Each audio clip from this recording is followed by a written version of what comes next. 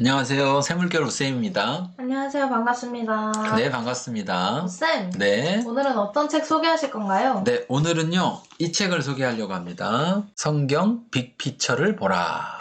이 책은요, 저자는 김인식이라는 분이고요. 이 책은 두란노에서 2021년 8월에 나온 책입니다. 이 책은 이렇게 책에 소개하고 있는데 세 가지 성경 핵심 키워드로 창조부터 새 예루살렘까지 하나님의 빅픽처를 한눈으로 본다.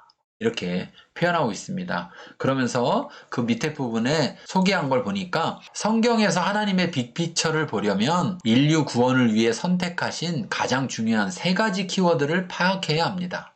하나님이 택하신 한 사람, 예수 그리스도는 성경에 1800번 이상 등장합니다. 성경은 시작부터 마지막까지 예수 그리스도의 스토리입니다. 그 위대한 스토리의 두 축은 예수의 초림과 재림입니다. 하나님이 택하신 한민족 이스라엘은 성경에 2300번 이상 등장합니다. 예수 그리스도는 이스라엘 민족을 통해 초림하셨고 인류 구원을 위하여 이스라엘과 관련하여 재림하십니다. 하나님이 택하신 예루살렘, 시온은 성경에 약 1000번 등장합니다. 성경의 가장 중요한 사건들은 예루살렘을 중심으로 성취되고 완성됩니다. 세 가지 키워드를 중심으로 성경을 관통하는 가장 중요한 7가지 주제들이 있습니다. 하나님의 비전, 전략, 도시, 눈동자, 백성, 때, 나라입니다. 각 주제에 대하여 Q&A 형식을 빌려 성경 전체를 연구하고 하나님의 빅피처를 보고자 합니다. 하나님의 빅피처를 보고 하나님의 비전과 계획과 의도와 방법을 알게 될 때 더욱 확신하는 신앙을 갖게 되며 때를 따라 양식을 나눌 수 있게 됩니다.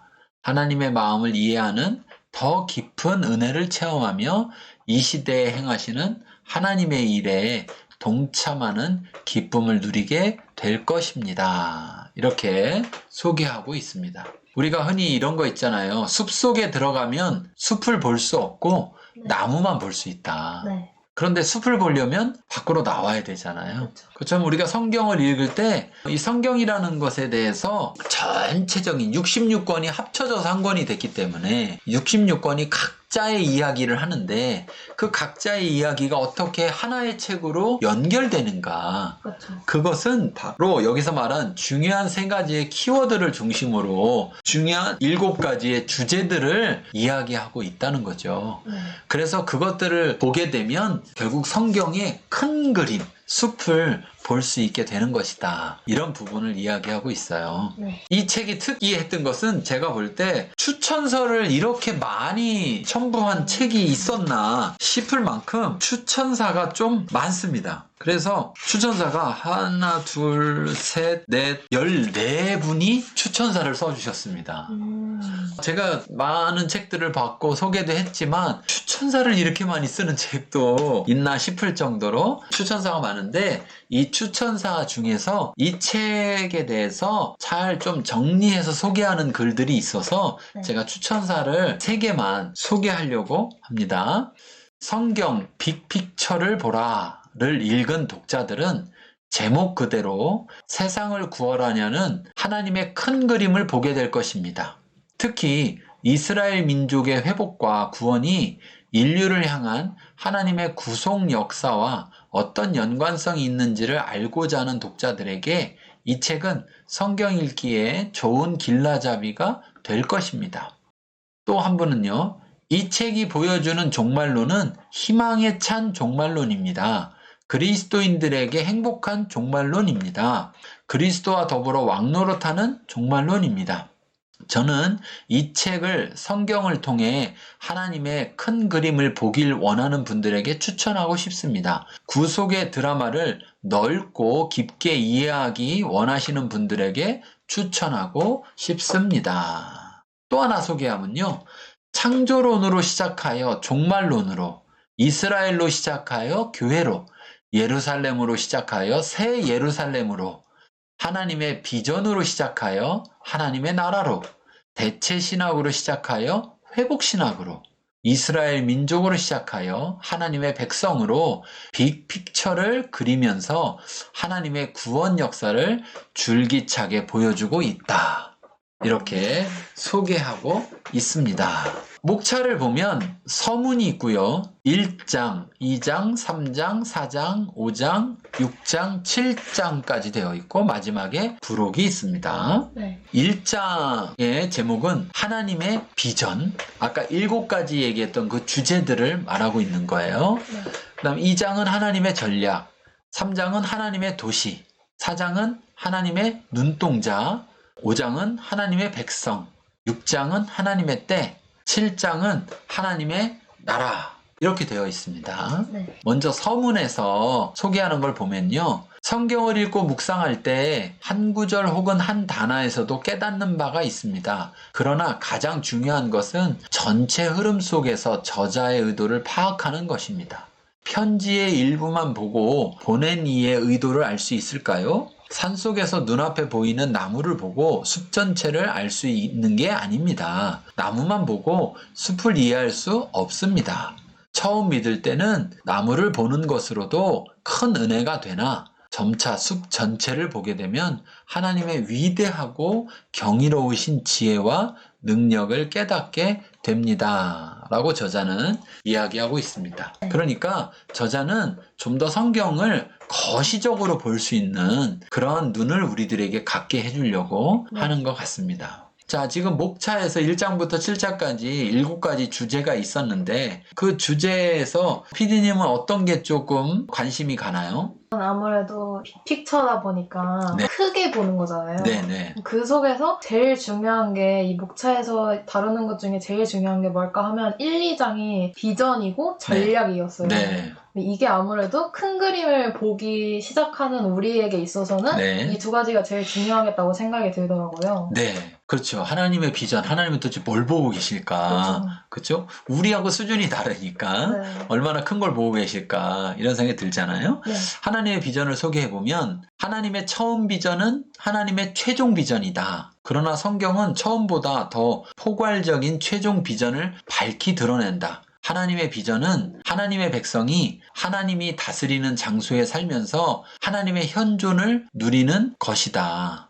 성경의 결말은 하나님의 마스터 플랜인 새 예루살렘에 집중한다. 결말을 아는 자는 미래의 영광스럽고 찬란한 비전을 품고 두려움 없이 세상을 이길 수 있다. 저는 여기서 시편 23편이 생각났어요. 내 평생에 원하는 소원은 내가 여호와의 집에 영원히 거하는 것이다. 네. 그게 양으로서 목자의 집에 거하길 원한다면 목자는 그 양과 함께 하기를 원하지 않을까? 아마도 그 목자도 그 양과 함께 하길 원하기 때문에 그 목자를 아는 양은 똑같은 걸 원할 것 같아요. 네. 그러니까 하나님의 비전은 결국 우리만 천국을 가고 싶은 게 아니라 하나님도 천국을 원하시는 거죠. 네.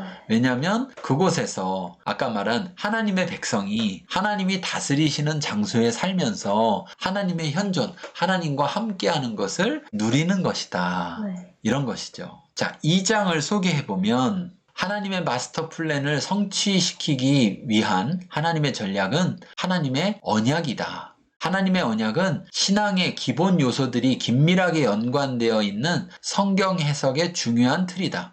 하나님의 언약은 우리를 향하신 하나님의 목적과 계획을 나타내 준다. 성경은 하나님께서 주신 언약의 성취 기록이며 남은 언약도 반드시 성취될 것이다.